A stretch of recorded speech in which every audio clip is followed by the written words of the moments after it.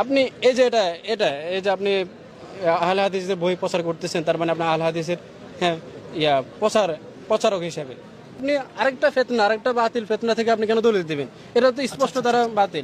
আকাশের নিচে জমিনের উপরে আহলে হাদিসের একটা আমল কোরআন হাদিসে নাই, এটা যদি প্রমাণ করতে পারেন আমরা জাতির সামনে নাকে খপ দিয়ে তওবা করব। আমাদের এমন কোনো আমল নেই। আর হাদিসরা মরে যায়নি। যদি কোনো সেমিনার দরকার পড়ে, বাহাস দরকার পড়ে, মুনাজারা দরকার পড়ে, জাতীয় ভাবে প্রকাশ্য দিবালোকে আমরা প্রকাশ্য দিবালোকে বাহাস করব। ফেজদাবি বলে অতীতে আমি ডিবেট করেছি, আমাদের ব্রাদার রাহুল আমিন অনেকগুলো ডিবেট করেছে, আমরা অসংখ্য বিতর্ক প্রতিযোগিতা অংশগ্রহণ করেছি। পৃথিবীর আশেপাশে করে উত্তর থেকে দক্ষিণ, পূর্ব থেকে পশ্চিম, যেখানে যারা কোরআন এবং সহিহ হাদিসের মতবাদের উপর অটল থাকবে তারাই আহলে হাদিস।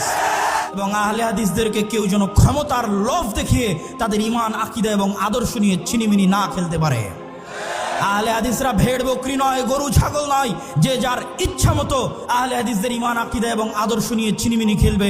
তাদের নিজস্ব আকীদা আছে, আদর্শ আছে, ইতিহাস আছে। এই ইতিহাস, আদর্শ এবং আকীদার আলোকে আল্লাহ সুবহানাহু ওয়া তাআলা আমাদের সামনের পথ চলাকে সুগম করুন, আল্লাহুম্মা আমিন। আমি চ্যালেঞ্জ করি বাংলার জমিনে সবচেয়ে বড় হানাফি কেউ থাকলে ডক্টর গালিব আছে, আর কেউ নাই। আসো আমার সঙ্গে চ্যালেঞ্জ করো। হানাফি আমি বুঝি না, যারাই মুসলমান আছেন প্রত্যেকে বলছি দয়া করে হকপন্থী হন, বাতিলপন্থী হবেন না। মানুষের তৈরি বানোয়ার তৈরি বাদ দেন, কোরআন হাদিস ধরেন। আমিও তো হানাফি, আমিও কোরআন হাদিস পড়েছি। কোন জায়গাতে লেখা আছে ইমাম আবু হানিফার বক্তব্য, যে ইমাম আবু হানিফা বললেন, রাসূলের কথাকে উল্টি দিয়ে বলে দিলেন যে না, 2 রাকাত না, তোরা 4 রাকাত পড়া আমার অনুসারীরা।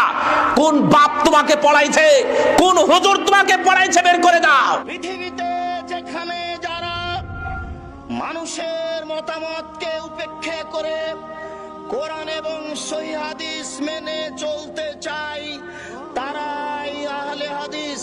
পৃথিবীতে যেখানে যারা মানুষের মতামতকে উপেক্ষা করে কোরআন এবং সহিহ হাদিস মেনে চলতে চায় তারাই আহলে হাদিস। পৃথিবীর কোন মুসলমান বিদ্বান, লাখো ইসলামী দল আছে, আহলে হাদিস ব্যতীত আর কোন দলকে মুক্তিপ্রাপ্ত দল বলে কলমে ধরেছে এটা আমার জানা নেই।